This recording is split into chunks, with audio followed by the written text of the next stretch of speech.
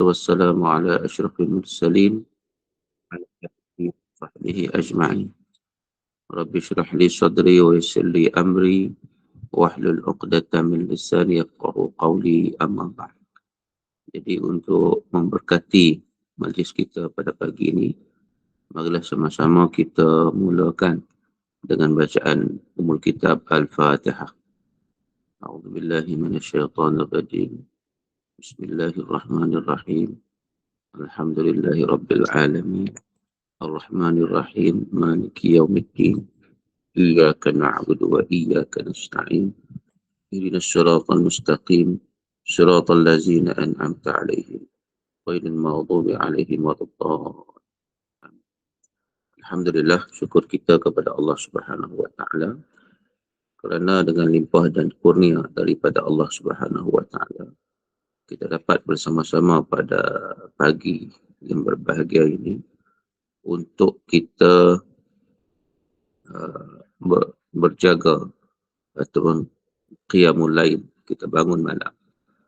Kita bangun malam pada bulan-bulan Ramadan ini untuk beribadah kepada Allah Subhanahu wa taala dengan kita menunaikan solat, kita melaksanakan solat tahajud. Apa itu tahajud? Tahajud maksudnya meninggalkan tempat tidur.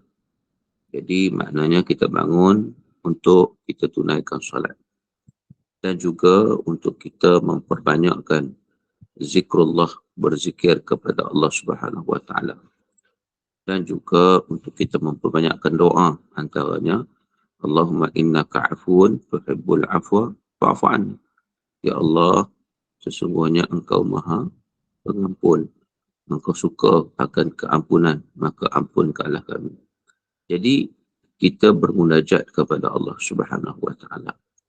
Dan di kesempatan yang ada juga kita ambil peluang juga untuk kita mengisi waktu ini dengan kita mengadakan sedikit tazkirah ataupun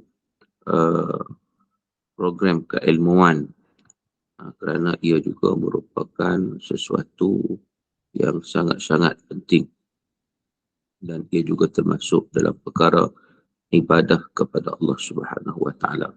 Dalam misi kita memburu Lailatul Qadar. Sebab apapun saudara, tuan-tuan dan puan-puan sekalian, kita dah masuk malam 21. Malam 21 maknanya kita sudah sampai kepada malam-malam kemuncak bulan Ramadan, iaitu dalam misi memburu Lailatul Qadar, kerana dalam antara yang disebut oleh Imam Syafi'i ialah Lailatul Qadar itu berlaku malam 21, malam 23 dan seumpamanya. Jadi maknanya bermula malam 21 sehinggalah malam terakhir Ramadan. Ini antara malam-malam yang sememangnya salah satu daripadanya disediakan atau dikurniakan oleh Allah Subhanahu wa taala dengan malam yang disebut sebagai Lailatul Qadri khairu min alfi syahr. Lailatul Qadar itu lebih baik daripada 1000 bulan. Yang mana tanazzalul malaikah, pada malam tersebut turunnya malaikat-malaikat Allah Subhanahu wa taala, waruh, dan juga Jibril alaihissalam. Malaikat yang turun pada malam tersebut diketuai oleh Jibril alaihissalam yang turun untuk melihat amalan hamba-hambanya, melihat hamba-hamba Allah Subhanahu wa taala, manusia beribadah kepada Allah Subhanahu wa taala untuk mencari pengampunan dan keredaan di sisi Allah Azza wa Jalla. Maka dengan sebab itu, tuan-tuan dan puan-puan sekalian, kita mengambil peluang untuk kita memastikan bahawa setiap malam kita akan menghidupkan malam-malam Ramadan ini dengan kita bangun malam, qiyamul lail. Qiyam tu maksudnya bangun, al-lail tu maksudnya malam. Jadi qiyamul lail maksudnya bangun malam. Jadi kalaulah orang yang tidak boleh solat, sebagai contohnya, ada wanita-wanita uzur yang dia bangun malam tapi dia tidak nak solat, tidak ada apa-apa masalah.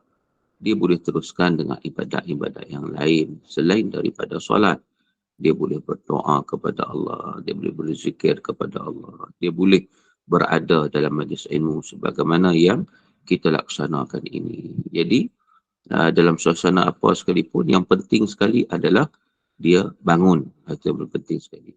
Dia bangun pada waktu malam dengan niat untuk beribadah kepada Allah Subhanahu wa Ta'ala. Jadi malamnya itu dikurangkan tidur, walaupun kita tahu bahawa bulan Ramadan ni biasanya orang tidur lewat. Sebab apa? Sebab selepas tarawih adanya tadarus. Paling-paling awal pun kadang boleh tidur pukul 12. Dan kita reduce, kita kurangkan tidur kita. Kita bangun pukul 3 sebagai contohnya. So kita tidur 3 jam insyaAllah memadai. Dan untuk cover balik, kadang-kadang ada orang tak biasa menyebabkan dia sukar ataupun rasa macam kepenatan, ataupun dia rasa macam kita kata tidak mampu, maka sebenarnya dia boleh samping dia bangun tidur, dia tidur pada waktu malam, dia tidur juga waktu pagi. Bukan waktu pagi, waktu tengah hari, yang disebut sebagai qailulah. Yang disebut sebagai qailulah. Jadi tuan-tuan dan puan-puan yang dirahmati Allah Subhanahu wa Ta'ala sekalian. Baik, jadi kesempatan pada pagi ni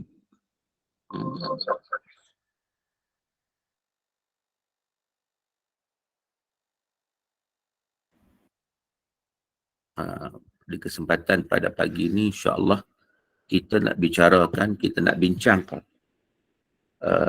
tentang satu persoalan yang berkaitan dengan zakat. Zakat fitrah terutamanya.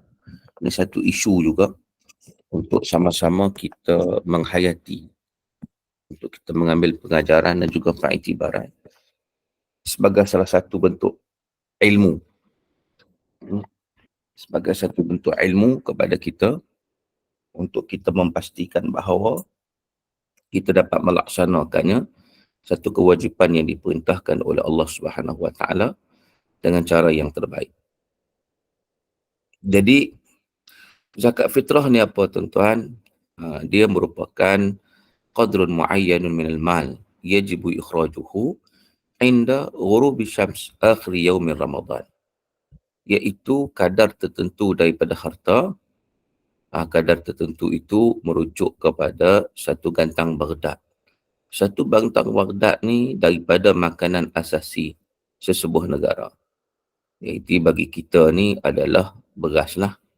Beras. Jadi satu gantang Baghdad ni bersamaan 2.4 hingga 2.7 kilo. Jadi kewajipan untuk mengeluarkan zakat ni adalah dia disebut syarak dia kadar muayyan, kadar tertentu daripada harta, iaitu satu gantang Baghdad lebih kurang 2.7 kilo daripada harta itu makanan asasi di sebuah negara macam kita daripada beras lah. Yajibu ikhrajuhu inda ghurubi syams akhir yaumir Ramadan. Ia diwajibkan untuk mengeluarkannya ketika terbenamnya matahari akhir Ramadan. Itu wajib, itu waktu yang wajib. Iaitu zakat fitrah itu wajib dikeluarkan ketika terbenam matahari. Sebab apa? Sebab kewajipan zakat fitrah itu adalah melihat kepada seseorang yang hidup pada bulan Ramadan dan hidup pada bulan Syawal. Juzuk min Ramadan dan juzuk daripada Syawal. Jadi bila dihidup satu juzuk, satu bahagian daripada Ramadan, satu bahagian daripada Syawal, maka pada ketika itu ianya wajib. Macam sekarang tak wajib lagi pada kita. Nak bayar boleh dah, tapi tak wajib lagi. Yang pastikan wajib tu bila? Iaitu setelah terbenamnya matahari akhir Ramadan. Itu wajiblah untuk kita laksanakan. Dan zakat fitrah ini juga disebut sebagai sedekah Ramadan, disebut juga sebagai zakat badan, yang mana hukumnya adalah wajib. Dan dia difardukan pada tahun kedua hijrah. Pada tahun yang sama ketika mana difardukan puasa Ramadan. Dan kewajipan zakat fitrah ini adalah berdasarkan kepada hadis Ibnu Umar radhiyallahu anhu menyatakan bahawa anna Rasulullah sallallahu alaihi wasallam farada zakat al-fitri min Ramadan ala nasi sa'an min tamrin aw sa'an min sya'ir ala kulli harin aw 'abdin ala kulli hurrin aw 'abdin dzakarin aw untha minal muslimin. Iaitu Nabi SAW memfardukan kepada manusia, kepada semua orang, mengeluarkan zakat fitrah pada bulan Ramadan, iaitu satu gantang daripada tamar atau satu gantang daripada syair bagi setiap yang merdeka ataupun hamba, laki-laki ataupun perempuan di kalangan orang Islam. Dan ini merupakan khususiah keistimewaan yang diberikan kepada umat Nabi Muhammad SAW. Apakah hikmah daripada pensyariatan zakat fitrah? Dia antaranya adalah tathiran lin nafs, iaitu membersihkan jiwa kita. Kita perlu pembersihan kepada jiwa, dan antara cara nak membersihkan jiwa adalah dengan kita menghilangkan sifat kedekut. Sebab bila bayar zakat ni, kita mengeluarkan sejumlah wang. Sebab apa? Sebab selain daripada mengeluarkan makanan asasi, para ulama juga berpandangan, terutama dalam mazhab Abu Hanifah, boleh mengeluarkan, menggantikan makanan asasi itu dengan nilai wang, nilai duit.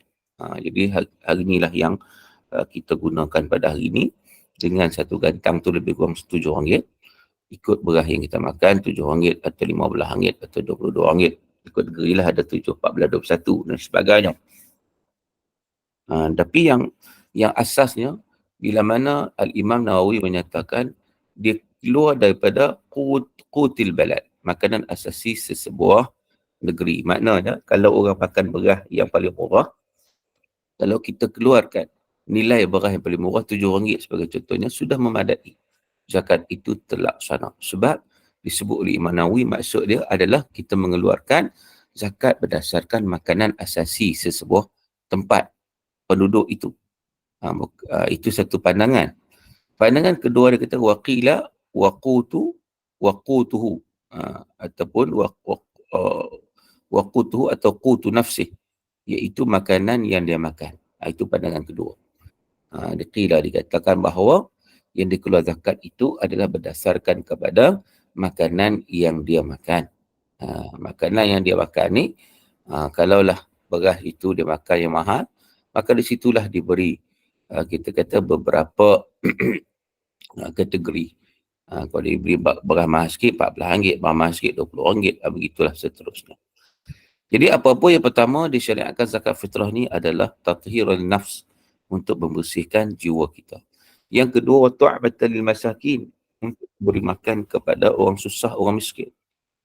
Sebab bila kita keluarkan zakat, maka zakat itu, hasil itu akan diberikan terutama kepada asnaf, orang miskin, orang susah, agar mereka juga dapat bergembira pada hari Lebaran. Kemudian antara hikmahnya juga adalah untuk kita menampung kecacatan yang ada pada ibadat puasa. Zakat itu menampung kecacatan. Seumpama sujud sahwi dalam solat. Sujud sahwi dalam solat yang menampung kecacatan. Walaupun dari sudut hukum dia berbeza, sujud sahwi itu sunat. Tapi zakat fitrah ni wajib. Beza dari sudut hukumnya, tetapi dari sudut ilahnya ataupun peranan dia, maqasid dia sama, iaitu untuk kita sebut tadi menutup kekurangan ataupun untuk cover lah apa-apa sikit sebanyak dalam ibadat yang kita lakukan itu mungkin tak sempurna dan sebagainya. Dan daripada Ibn Abbas radhiyallahu anhu berkata, farada Rasulullah sallallahu alaihi wasallam zakat al-fitri tuhratan lis-shaim. Ini kata Ibn Abbas. Ibn Abbas kata apa? Rasulullah sallallahu alaihi wasallam memfardukan zakat fitrah itu adalah sebagai tuhratan lis-shaim, sebagai kesucian, penyucian kepada golongan yang berpuasa daripada kesilapan-kesilapan yang dilakukan, adalah perkara-perkara lara yang dia buat pada bulan Ramadan itu ketika berpuasa. Maka zakat fitrah ini dapat memberi satu penyucian balik, wa tu'matan lil masakin, dan juga sebagai satu asas kepada memberi makan kepada golongan fakir miskin. Baik, tuan-tuan yang dirahmati Allah, apakah syarat wajibnya? Syarat wajib bagi zakat fitrah ini yang pertamanya Islam. Tidak wajib kepada golongan kafir. Itu jelaslah. Sebab Islam ni bila mana dia beriman kepada Allah Ta'ala, maka dialah yang berhak untuk mendapat kesucian dalam jiwanya. Jadi golongan kufur ini, golongan yang kafir, maka mereka itu mereka bertanggungjawab untuk beriman terlebih dahulu. Itu penting ya, untuk beriman. Barulah apa-apa yang dilakukan dari suatu ibadat diterima di sisi Allah Ta'ala. Baik, syarat yang pertama Islam. Syarat yang kedua adalah idraku juz'in min Ramadan wa juz'in min Syawal. Iaitu dia berkesempatan untuk hidup satu juzuk daripada Ramadan dan satu juzuk daripada Syawal. Contohnya, bila mana terbenamnya matahari hari akhir Ramadan, maka dia masih lagi hidup. Jadi maknanya wajiblah ketika itu. Tetapi tidak wajib kepada sesiapa yang mati sebelum terbenam matahari. Katakan penghujung Ramadan ni hari last, pukul 7 lah, 7. Di setengah jam sebelum masuk maghrib, sebelum masuk malam Ramadan, tiba-tiba dia meninggal. Maka pada ketika itu tidak wajib baginya untuk membayar zakat fitrah. Tak wajib. Sebab apa? Sebab dia hidup satu juzuk daripada Ramadan sahaja. Ataupun ada kanak-kanak yang lahir malam raya. Lahir malam raya juga tak wajib. Sebab apa? Sebab dia hidup satu juzuk daripada waktu itu Syawal. Ramadan dia tak hidup. Itu. Baik, seterusnya apakah syaratnya lagi? Syaratnya lagi adalah berkemampuan. Berkemampuan. Sebelum itu syarat yang pertama Islam, tertinggal satu. Yang kedua al-hurriyah. Hurriyah ni maknanya merdeka. Merdeka. Bukan hamba lah. Bukan hamba. Hamba yang betul-betul hamba yang tidak ada kemampuan.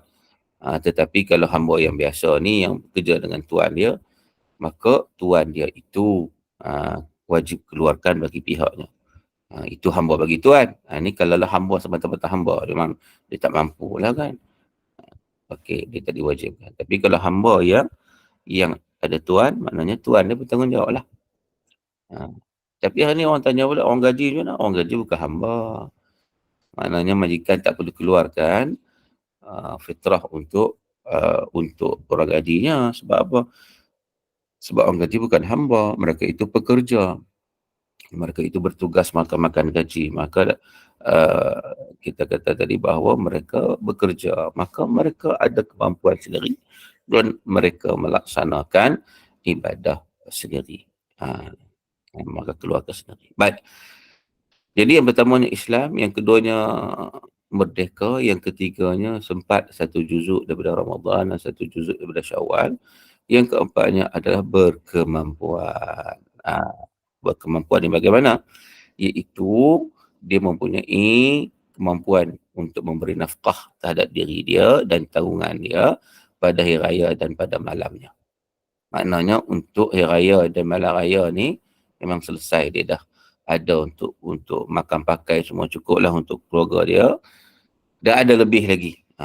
Itu yang diwajibkan mengeluarkan zakat fitrah. Tetapi sekiranya dia susah, dia sampai dalam keadaan hari raya pun tak tahulah, kita kata pun tak cukup juga, tak mampu, maka bila terbenam matahari malam raya tu dalam keadaan dia berkeadaan sedemikian yang tak mampu, maka dia tidak diwajibkan.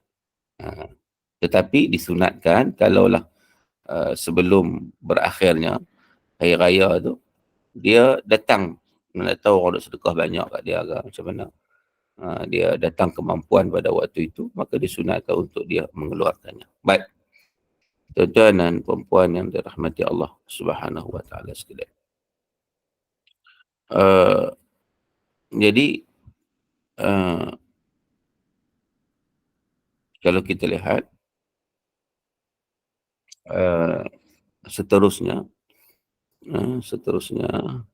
iaitu tentang bagaimana orang itu yang kalau dia ni macam kita sebut tadi, dia ada mampu sebahagian, mampu sedikit mengeluarkan zakat. Dia tak mampu semua. Dia ada tanggungan ramai. Tapi dia mampu sedikit. maka kena ikut kategori lah. Yang pertama sekali, kalau dia mampu untuk diri dia, untuk satu portion saja, dia dah RM7 je lebih. Maka yang pertama sekali, dia keluar untuk diri dia.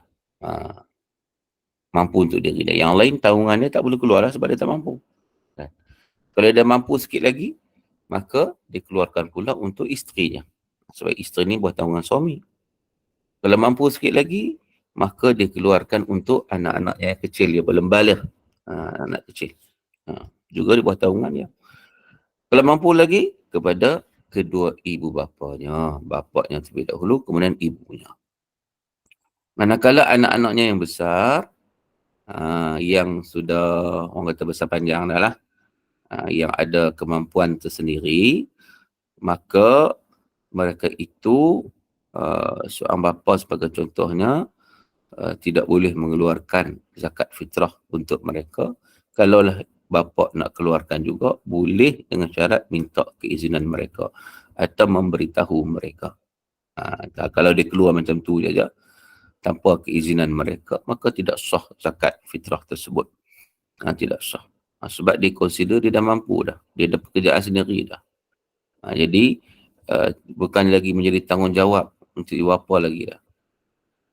Maka dengan sebab itu, kalau dia nak keluarkan, ibu bapa nak keluarkan, dia sudah tentu dia kena minta keizinan. Sebab zakat ni dia perlu berniat. Kalau dia tak tahu macam mana dia nak pastikan dia dah keluarkan zakat ataupun tidak, dia tidak berniat mengeluarkan zakat. Begitu. Baik, tuan-tuan yang dirahmati Allah Subhanahu Wa Taala sekalian. Dan seorang isteri sebagai contohnya, dia boleh keluarkan zakat fitrahnya daripada hartanya sendiri. Boleh. Kalau dia ni, walaupun dia buat tanggungan suami dia, tapi dia dah kata sendiri. Dia buat tanggungan, tapi dia dah kata sendiri. Dia nak keluarkan, maka dibolehkan. Maka pada ketika itu, gugurlah kewajipan suami tadilah. Baik. Tuan-tuan yang dirahmati Allah, waktu kita nak keluar zakat fitrah ni waktu bila? Dia ada 5 waktu. 5 waktu. Yang pertama, waktu harus. Waktu harus ini ialah diharuskan untuk mengeluarkan zakat fitrah dari awal malam Ramadan. Sebab zakat fitrah diwajibkan dengan wujudnya 2 sebab. Puasa dan juga berbuka. Maka dengan sebab itu, kalau kita nak keluarkan sebelum Ramadan tak boleh. Dia kena masuk bulan Ramadan dah. Masuk bulan Ramadan, baru boleh keluarkan zakat. Nak keluar. Sekarang ni kita bulan Ramadan, kita boleh keluarkan. Ini waktu yang harus. Manakala waktu yang wajib bila? Waktu yang wajib ni ialah selepas terbenam matahari hari akhir Ramadan, malam Syawal, malam 1 Syawal. Itu wajib. Sebab apa? Macam kita sebut tadi, kita sudah pasti hidup dalam 2 bulan. 1 bulan Ramadan, 1 bulan Syawal. Maka waktu wajib ialah bila betul-betul terbenam matahari, maka itu dah wajib. Terbenam matahari pada malam raya itulah. Wajib. Waktu sunat ialah selepas solat subuh pada hari raya fitrah, raya Aidil Fitri. Sebelum sembahyang raya, sebelum solat raya. Maknanya lepas solat subuh, sebelum solat raya, disunatkan untuk kita keluarkan zakat fitrah. Dan waktu makruh pula adalah bila mana kita melewatkan bayar zakat fitrah sampai lepas solat raya. Walaupun hari yang sama lagi lah. Tapi lepas solat raya dia bayar. Maka itu waktu yang makruh. Baik. Yang kelimanya waktu yang haram. Waktu yang haram ni ialah apabila dia melewatkan pembayaran selepas hari raya. Selepas hari raya. Contohnya, sampai terbenam matahari, 1 Syawal itu, dia tak bayar lagi. Itu baru nak bayar, itu waktu haram dia bagi. Waktu haram. Jadi ada 5 waktu dari sudut pembayaran zakat fitrah. Yang pertama, waktu harus daripada sekarang pun boleh dah. Yang kedua, waktu wajib. Waktu wajib ni makna ketika terbenam matahari pada malam yang terakhir Ramadan. Yang ketiganya, waktu sunat, iaitu selepas solat subuh. Sehinggalah sebelum solat raya. dan waktu yang itu waktu yang sunatnya selepas solat subuh sehingga uh, sebelum solat raya. Yang keempat, makruh. Makruh ni waktu selepas daripada solat raya. Dan yang kelima adalah waktu yang haram apabila dilaksanakan selepas daripada hari raya itu sendiri. Baik, kadarnya berapa nak bayar? Kadarnya kita dah sebut tadi bahawa satu gantang. Bukan gantang Malaysia ya. Gantang Baghdad. Dia adalah 4 cupak yang ditentukan oleh Nabi SAW. Jadi cupak itu saya sebut tadi bahawa bukan gantang itu bukan gantang Malaysia. Gantang Malaysia lebih besar, 3.5 kilo. Maksudnya gantang yang ditentukan oleh Nabi SAW iaitu gantang Baghdad. Gantang Baghdad. Jadi gantang Baghdad ni paling tinggi pun 2.7 kilo. Jadi kalaulah dia berkemampuan yang terhad untuk bayar zakat fitrah, kita sebutlah yang pertama sekali, susunan dia pertama, dia keluarkan untuk diri dia dulu. Itu yang pertama. Kan? Kemudian selepas itu barulah untuk isterinya. Kemudian barulah, sebab apa, isterinya memang di bawah taungan nafkah dia kan. Itu jelaslah. Kemudian yang ketiganya anaknya yang kecil. Sebab anak kecil juga memang tak mampu, dia bergantung pada ayah dia, saya ada suri nafkah, maka begitu juga zakat lah. Ini tak boleh minta izin lah, boleh terus keluarkan. Kemudian seterusnya ada kemampuan lagi bapanya. Kalau bapanya susah, bapa dia susah, jadi bapa tu automatik di bawah tanggungannya. Kemudian ibu, bapa dulu baru ibu dalam konteks zakat fitrah ni. Kalau untuk bapa dulu baru ibu. Itu juga ibu yang susah, ibu yang susah. Kemudian barulah anaknya yang besar, tapi yang tak mampu untuk mencari rezeki lagi. Dia besar dah anak dia, tapi dia masih lagi tak mampu untuk cari rezeki. Contohnya dia tak ada kemampuan sendiri, masih belajar ke, ataupun dia ada sakit ke, sebagainya. Jadi itu dia punya kewajipan untuk bayar zakat fitrah itu, kalau ikut kemampuan tu. Kalau mampu semua, okey lah kan. Baik. Jadi tuan-tuan dan rahmat Allah Ta'ala sekalian, jenis zakat fitrah yang kita keluarkan adalah daripada qutul balad, kita sebut tadi, bahawa makanan asasi sesebuah tempat, sebuah negara. Dan itu yang kita kata yang wajibnya, lalu dikiaskan ataupun diambil daripada pandangan mazhab Hanafi yang membolehkan untuk kita keluarkan dari sudut nilainya. Tambah zaman sekarang, agak zaman sekarang lagi lah kan, kita itu lebih mudah untuk dikendalikan lah. Bila kita bayar duit saja, bayar qimah dan bagi qimah berdasarkan nilai terhadap satu gantang tadi ni. Baik, tuan-tuan dan rahmati Allah Subhanahu wa taala sekalian. Maka itu antara perkara-perkara yang disebut oleh para ulama, yang mana dia kata yajuzu fiha lil mar'i taqlidul Imam Abi Hanifah radhiyallahu anhu fi ikhraji badil zakah darahim. Jadi diharuskan bagi seseorang itu untuk mengikut mazhab Imam Abu Hanifah, taklid sekejap, dalam menggantikan zakat itu dengan duit. Menggantikan asalnya dia adalah bentuk kita kata makanan asasi lah, tapi gantikan dengan duit. Baik. Apapun tuan-tuan dan puan yang dirahmati Allah Subhanahu wa taala sekalian, seterusnya tentang memindahkan zakat fitrah. Mazhab Syafi'i dia kata tak boleh pindahkan zakat. Zakat fitrah ke, zakat harta ke. Sebab apa? Orang itu berada di tempat yang dia ada asnaf. Asnaf berhak. Tempat yang ditinggal, tempat yang dicari rezeki itu, asnaf tu berhak untuk mendapat.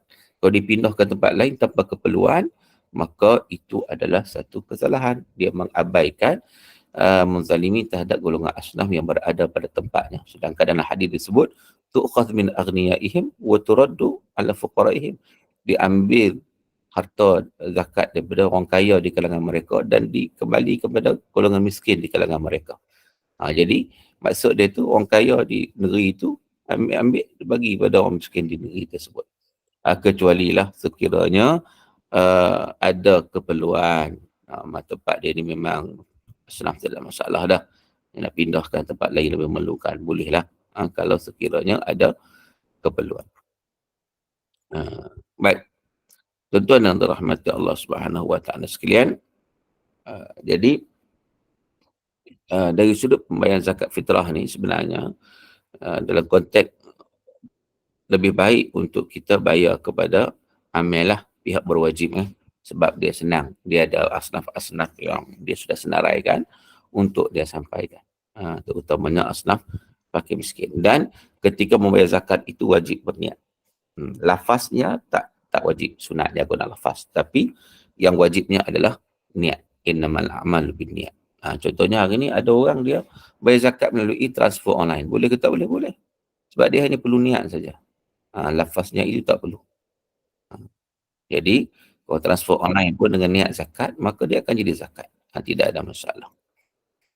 Dia niat dalam diri dia, ini zakat diri aku, ataupun zakat aku dan juga untuk tanggungan aku.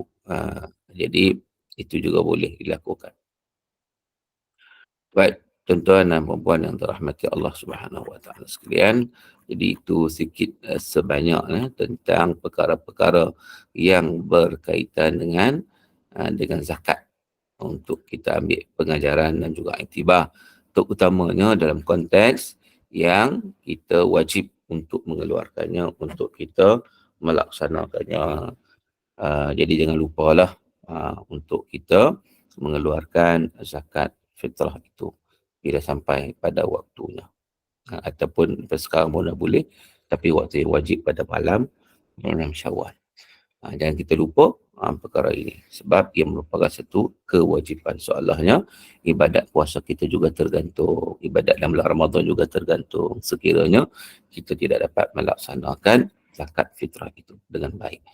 Baik, apapun tuan-tuan dan dirahmati Allah, nampak Mama Z ni angkat tangan, ada soalan yang nak tanya? Ada Mama Z has raised a hand. Ada soalan ke? Ada soalan tanya? Angkat tangan. Atau tersilap? Assalamualaikum Ustaz. Ya, Waalaikumsalam. Saya ada type soalan dalam chat. Soalan dalam? Chat tu. Chat kat mana? Saya tak dapat. Cuba baca, cuba beritahu. Apa soalannya?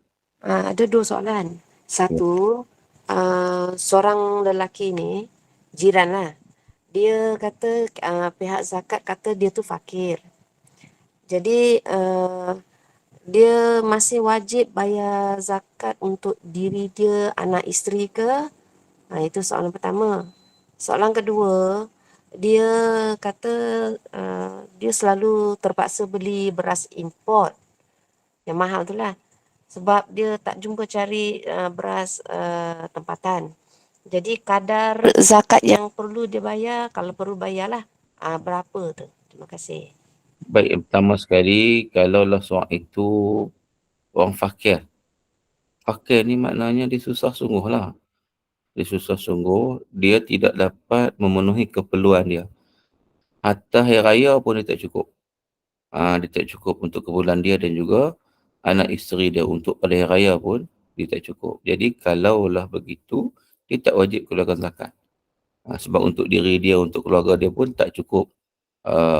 Kecuali lah kalau dia ni walaupun dikategorikan sebagai fakir, tetapi sebenarnya dia sendiri tu ada kemampuan.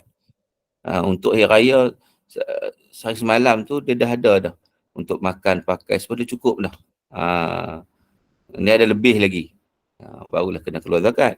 Tapi kalau fakir sungguh ni, dia tak cukup sebenarnya. Kan bayar sewa rumah lagi, kadang dia sewa rumah. Jadi untuk makan pakai lagi memang tak cukup, terpaksa berhutang pula. Jadi maknanya tak perlu, kita kata tak mampu untuk keluarkan zakat. Kemudian dari sudut orang ni, dia terpaksa beli barang import. Dia sebenarnya begini, kalau dia keluarkan zakat yang basic pun sudah memandai, yang RM7 tu. Tak kisahlah dia makan murah apa pun. Sebab tu saya sebut tadi bahawa ada dua pandangan ulama.